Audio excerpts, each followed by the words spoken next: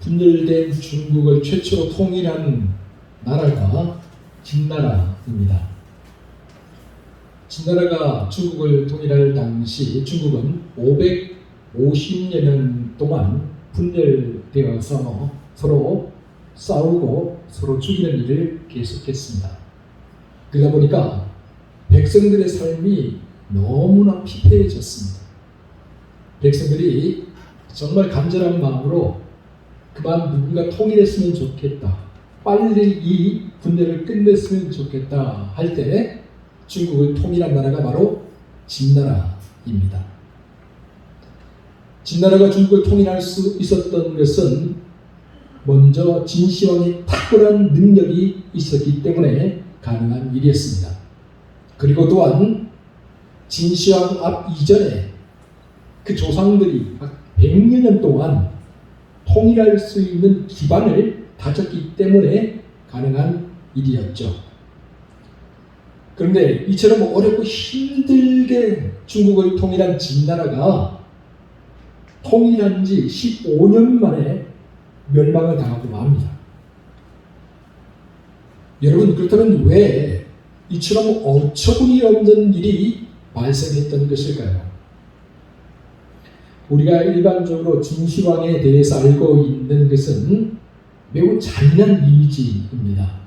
예를 들어서 불로초를 찾아오라고 3,000명의 동자들을 배에 태워서 바다로 내보냈던 사람, 그런가 하면 70만 명이 넘는 사람들을 동원해서 자기가 죽고 난 다음에 들어갈 왕릉, 진시황릉을 만들어서 병마용갱이라고 살아생전의 그 모습들을 벽돌로 부어서 이렇게 놓아두었던 그런 일을 행했던 사람이죠.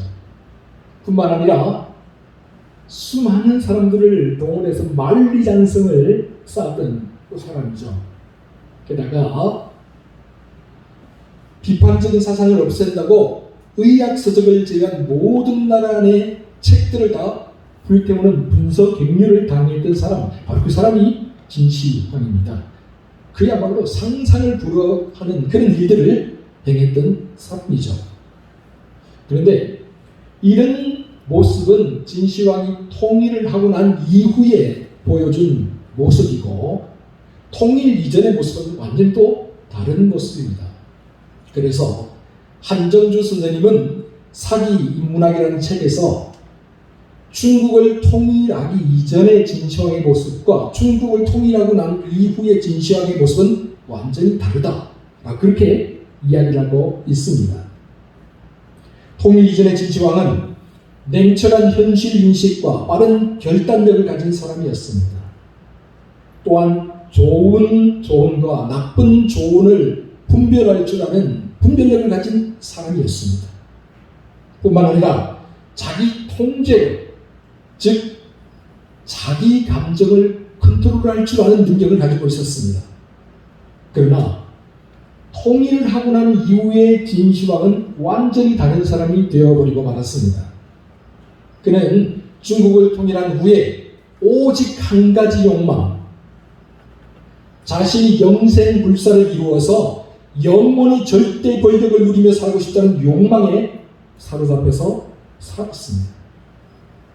그래서 그는 불로장생의 묘약, 신선이 되는 비결 따위의 현혹이 되어서 도사와 방사를 가장한 사기꾼들에게 막 휘둘렸습니다. 그러면서 좋은 신하들의 충고를 다 멀리했죠. 매우 폐쇄적으로 정치를 했습니다. 그 결과 최초로 중국을 통일했다는 위대한 업적은 이루었지만 통일한 지 불과 15년 만에 그 진나라가 역사의 뒤안길로 사라지고 말았던 것이죠. 여러분, 어떤 의미에서 오늘 본문에 나오는 솔로몬 왕의 이야기는 중국의 진시황 이야기와 닮은 점들이 많습니다. 솔로몬 왕의 전반기는 진시황의 전반기와 매우 닮았습니다. 그런가 하면 솔로몬 왕의 후반기 역시 진시황의 후반기와 너무나 많이 흡사합니다.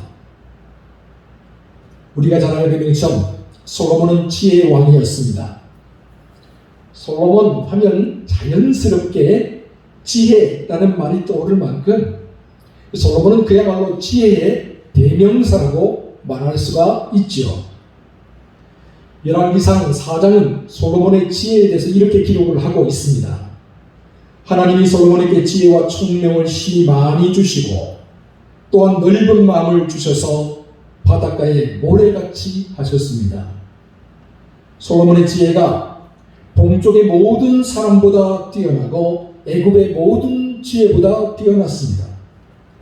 그가 잠언 3000가지를 말하였고 그의 노래는 1000편이 넘었으며 그가 또 초목에 대해서 말하되 레바논의 백향목으로부터 시작해서 담벼락에 나는 우슬초에 이르기까지 말했습니다. 그가 또한 짐승과 새와 기어다니는 것과 물고기에 대해서도 말했습니다. 그래 그의 이름이 사방 모든 나라에 알려지게 되었고 수많은 사람들이 솔로몬의 지혜를 들으려고 그를 찾아왔습니다.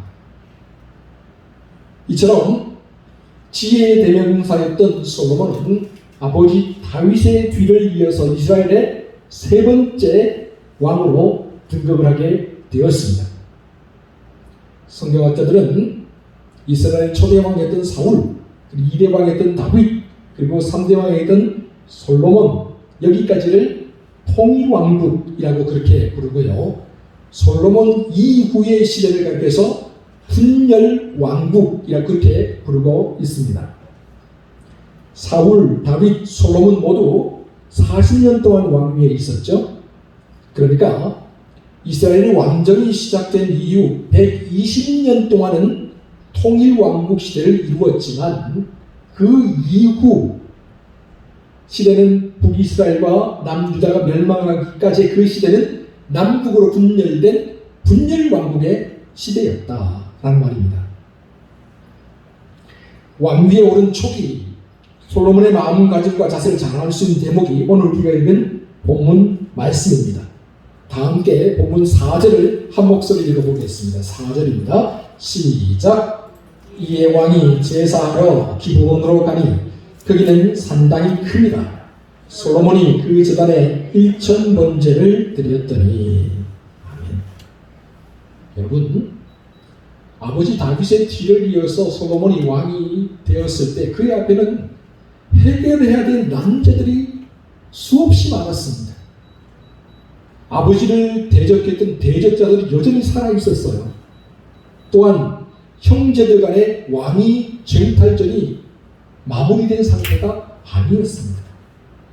이런 상황에서 왕이 된 솔로몬은 진시황처럼 자기 앞에 주어진 현실들을 냉철하게 바라보았습니다. 침착하고 치밀하게 당면한 문제들을 하나하나 해결해 나아갔죠. 아도니아 문제와 같이 당장에 해결될 문제들은 지체 없이 빠른 결단력으로 해결해 나아갔습니다. 그리고 아비아달, 요압, 시므이와 같이 조금 시간을 두고 인내하면서 해결해야 될 문제들은 참고 인내하며 기다렸습니다.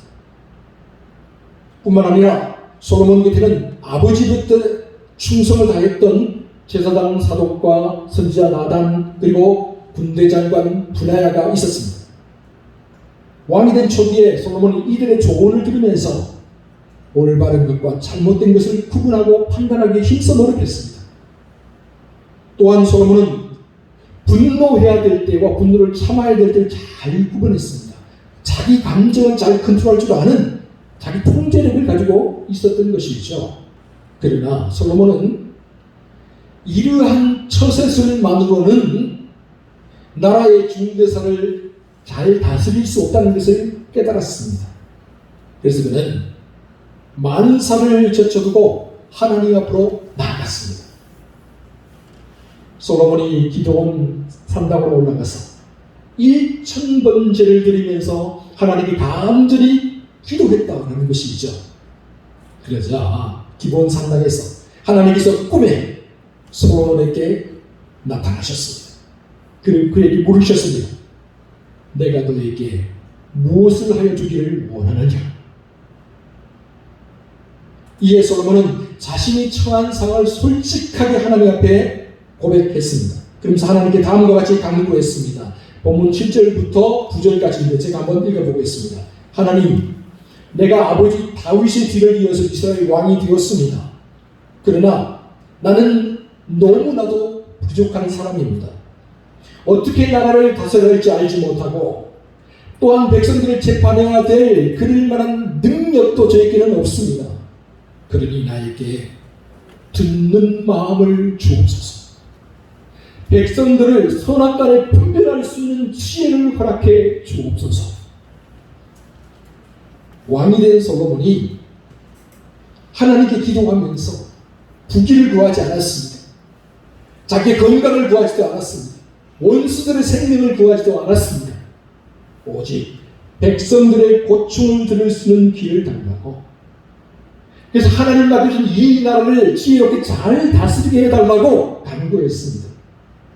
그런데 솔로몬의 이 기도와 이 마음이 하나님 마음에 쏙 들었습니다.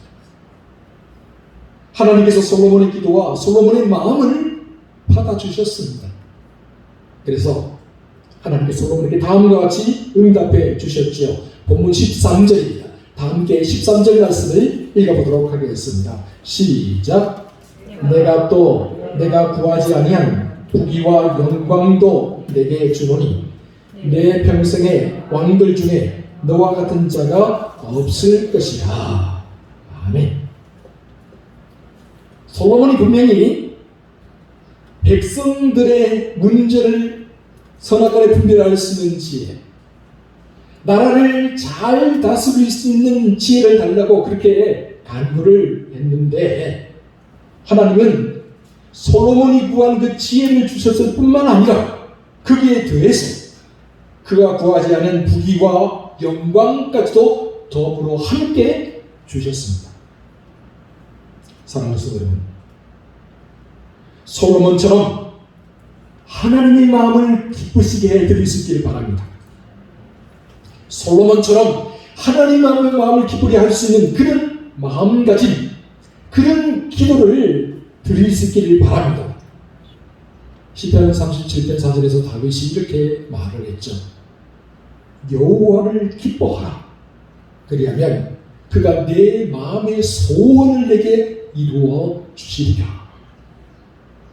우리가 하나님의 마음을 기쁘게 하고 우리의 인생길을 하나님의 손에 맡기고 하나님을 의지하면서 살아가면 하나님께서 모든 것을 이루어 주시겠다는 거예요. 하나님께서 우리의 삶을 역사하시겠다는 거예요. 그래서 우리의 의를 빛과 같이 나타나게 해주시며 우리의 공의를 정오의 빛과 같이 나타나게 해주시겠다 분명히 약속해 주십니다. 뿐만 아니라 솔로몬처럼 우리가 미처 구하지 못한 것들까지도 하나님께서 충만하게 채워 주시겠다는 거죠. 이 사실을 굳게 믿고 언제나 먼저 하나님의 마음을 기쁘시게 하는 삶을 살아가는 저와 여러분 모두가 되시기를 주의 이름으로 축원합니다. 이처럼 솔로몬의 전반기를 가만히 살펴보면 하나님과 동행하기 위해서 무진자 애를 썼다라는 것을 알 수가 있습니다. 그러기에 그는 아버지 다윗 때부터 준비하였던 하나님의 성전 짓는 것을 마무리할 수가 있었습니다. 여러분, 역대상을 살펴보면 역대상 22장부터 시작해서 29장까지 다윗이 하나님의 성전을 짓기 위해서 어떻게 준비했는가가 상세하게 기록되어 있습니다. 그리고 역대하로 넘어가서 역대하 2장에서 또 역대하 7장까지는 솔로몬이 하나님의 성전을 어떻게 기록했는가가 상세하게 기록되어 있습니다. 그러니까 역대상과 역대하에서 정말 어마어마한 분량에 걸쳐서 하나님의 성전을 짓기 위해 준비하는 과정, 또 하나님의 성전을 지어가는 과정에 대해서 매우 상세하게 기록하고 있다라는 거예요. 왜 그랬겠습니까, 여러분? 이스라엘 역사에서 하나님의 성전이 차지하는 비중이 그만큼 크다는 거예요. 그 누구와도 비교할 수 없을 만큼 크다라는 거예요. 근데 이 성전을 짓는 일 누가 했습니까? 솔로몬이 했다. 솔로몬이 하나님의 성전을 7년에 걸쳐서 지었다는 거 아닙니까? 그리고 13년에 걸쳐서 아버지 다윗 때 지었던 궁궐을 크게 또 아름답게 확장시켰습니다. 무려 20년 동안 예루살렘에서 어마어마한 건축 사업을 해냈죠. 여러분, 이로 말미암아서 이스라엘과 예루살렘은 전 세계적으로 주목받는 곳이 되었습니다.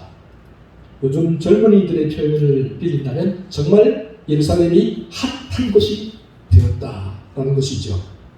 잘 다듬어진 예루살렘의 거리와 왕궁, 그리고 정말 아름답고 웅장하게 지어진 하나님의 성전, 그걸 보기 위해서, 또한 솔로몬의 지혜를 듣고 보기 위해서 하루에도 수많은 사람들이 이스라엘로 예루살렘으로 몰려들었습니다. 그러자 어마어마한 수익이 발생하게 되었습니다. 사람들이 이스라엘로 예루살렘으로 몰려들기 시작하니까 부와 재물도 역시 함께 따라오게 되더라라는 것이죠. 한마디로 하나님께서 솔로몬에게 지혜만 부어주셨을 뿐만 아니라 정말 어마어마한 셀 수 없는 부귀와 영광을 부어주셨습니다. 열왕기상 10장을 살펴보면요, 솔로몬에게 들어오는 한 해의 세입금이 무려 황금으로 666달란트.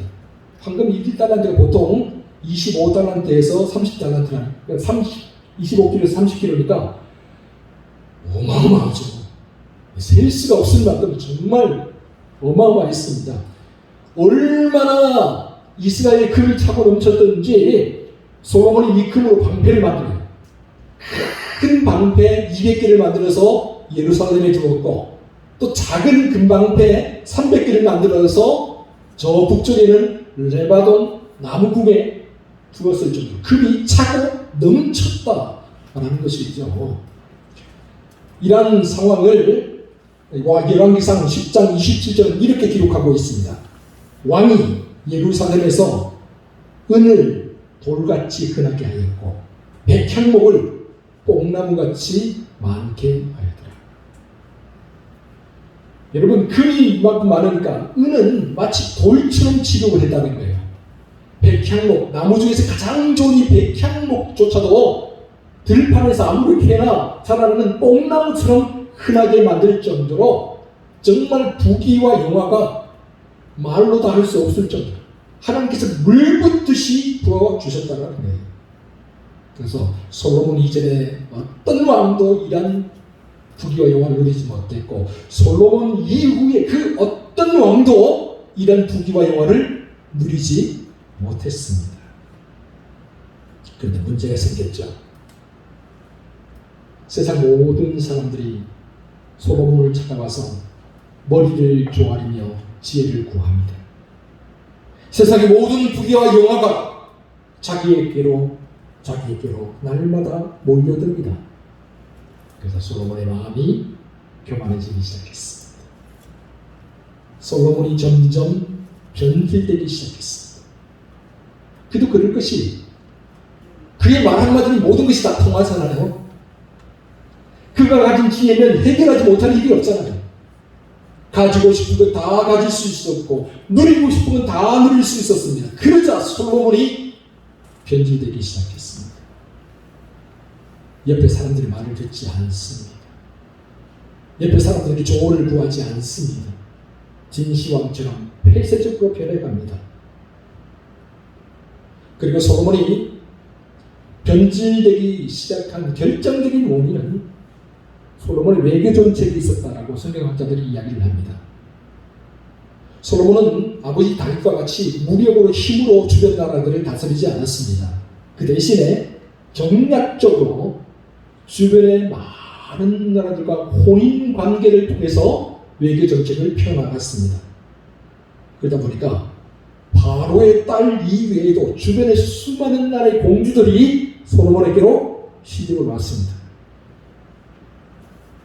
이스라엘 주변에 있었던 모압, 암몬, 에돔, 시돈, 헷 족속, 그리고 멀리 떨어져 있는 나라들까지도 정략적인 결혼 정책을 통해서 솔로몬은 외교 정책을 펴 나갔던 것이죠. 여러분, 성경을 보면 솔로몬의 후궁이 무려 700명이었고 첩이 300명이었다고 기록을 하고 있어요. 후궁과 첩이 너무 많은 것도 문제였지만 더 심각한 문제는 뭐냐? 이들을 거주할 수 있는 집이 있어야 되잖아요. 또한 이들이 자기 나라에서 섬기던 신들을 그대로 가지고 들어왔잖아요. 그러니까 예루살렘에 왕궁을 점점 넓혀가야 됐고 산당들을 하나씩 지어나가기 시작했다는 거예요. 그러면서 예루살렘 앞산까지 모압의 그노스, 암몬의 몰록과 밀고, 시돈의 아스타롯과 바알과 같은 각종 이방 우상들을 섬기는 산당들이 들어서기 시작했습니다. 또한 그 각자 산당에서 각자 이방의 우상들을 분양하며 제사하는 일들이 이스라엘에서, 그것도 예루살렘에서 공공연하게, 공개적으로, 공식적으로 자연들이 시작했다. 이처럼 솔로몬의 정략적인 결혼을 말미암아 이방 나라의 우상들이 이스라엘에서도 예루살렘에서, 하나님의 성전이 있는 예루살렘에서, 이스라엘 정신적인 지주이자 거룩한 하나님의 도성인 예루살렘에서 아무런 저항도 받지 않은 채 얻을시 마음 놓고 들어올 수가 있었다는 거죠.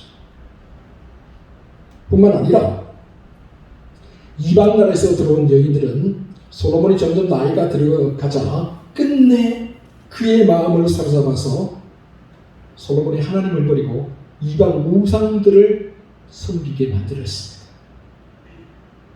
솔로몬이 마음을 돌려서 하나님을 떠나 이방 우상들을 섬겼습니다. 하나님이 꿈에 2번이나 그에게 나타나세요. 경고하세요. 그런데도 솔로몬이 듣지 않습니다. 하나님에게서 완전히 그가 돌아선 거예요. 이처럼 솔로몬의 마음이 하나님을 완전히 떠나버리자 하나님께서 솔로몬에게 징계와 심판을 이야기하시죠. 열왕기상 11장에 이렇게 기록되어 있습니다. 내가 너에게 명령한 법도를 지키지 아니하였으니 내가 반드시 이 나라를 너에게서 빼앗아 너의 신하에게 주리라. 그러나 너의 아버지 다윗을 위하여 너의 시대에는 이 일을 행하지 아니하고 너의 아들의 손에서 빼앗으려니와 오직 내가 이 나라를 다 빼앗지 아니하고 내 종 다윗과 내가 택한 예루살렘을 위하여 한 지파를 너의 아들에게 주리라. 결국 솔로몬이 하나님을 떠나 이방 우상들을 섬김으로 말미암아 솔로몬이 죽고 난 이후에 이스라엘이 남과 북으로 쫙 갈라지게 됩니다.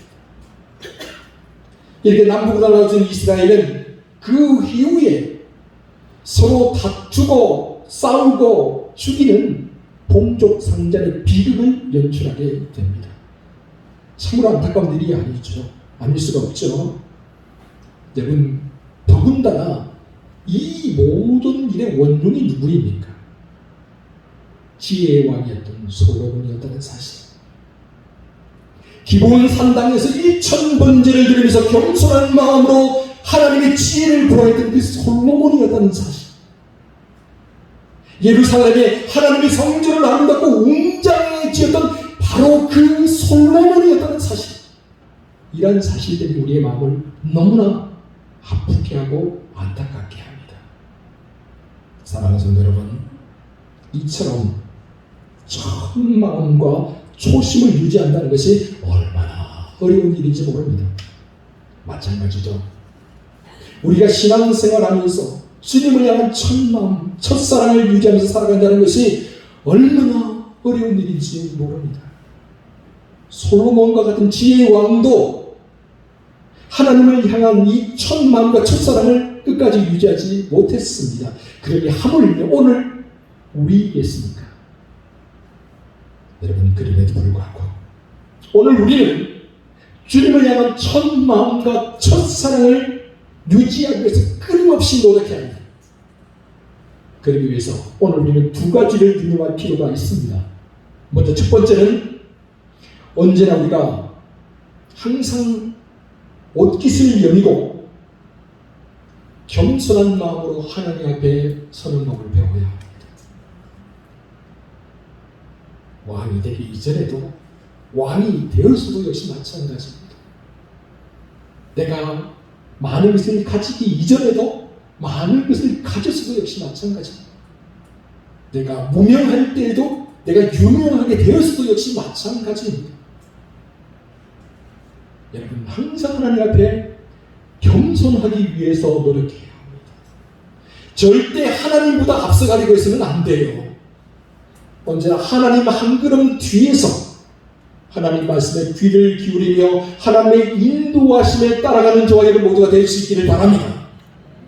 다음으로 두 번째는 솔로몬 왕 위에 올라서 초기에 그랬던 것처럼 어떻게 하면 하나님 마음을 기쁘시게 할 수 있을까를 끊임없이 물어야 합니다. 우리가 간절히 기도하면서 어떻게 해야 나를 통해서 하나님의 영광이 나타날 수 있을까? 정말 내가 어떻게 살아야 하나님을 기쁘시게 하는 삶을 살아갈 수 있을까를 끊임없이 우리에게 물어야 한다는 거예요. 그래서 날마다 하나님을 기쁘시게 하고 날마다 하나님의 영광을 나타내며 살아가는 저와 여러분 모두가 될 수 있기를 바랍니다. 여러분 신앙에는 별다른 왕도가 없습니다.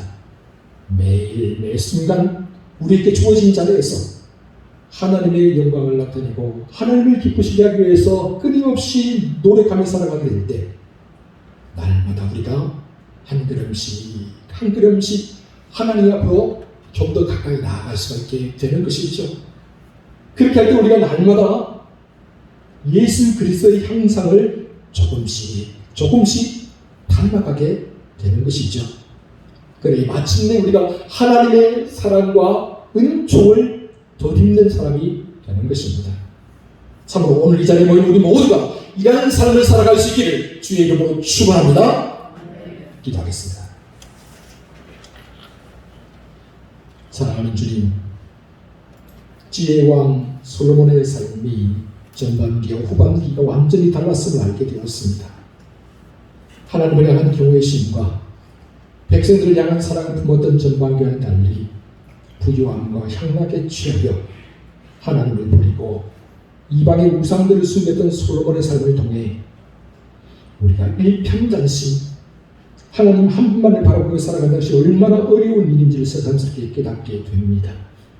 주님, 항상 겸손한 자세로 하나님의 배 엎드릴 수 있는 믿음을 주옵소서.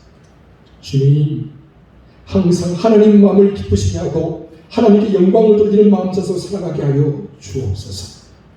그리하여 매일매일 한 걸음씩이라도 하나님께로 더 가까이 나아가게 해주시고 매일매일 조금씩이라도 예수 그리스도의 모습을 닮아가는 우리 모두가 되게 하여 주시옵소서. 이 모든 말씀을 우리 구주 예수 그리스도의 이름으로 간절히 기도하옵나이다.